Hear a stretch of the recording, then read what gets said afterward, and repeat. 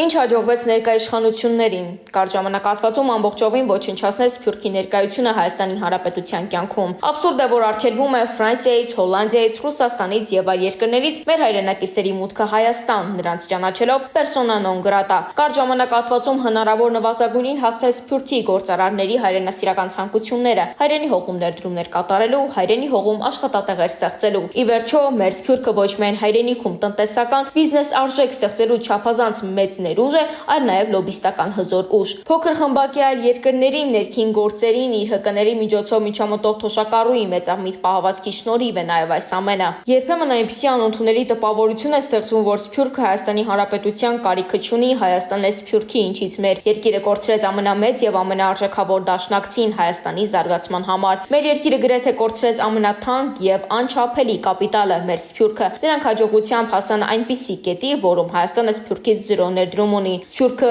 կրկին Հայաստանի հենասյուներից մեկը պետք է լինի։ Պայքարելու ենք, շարունակելի։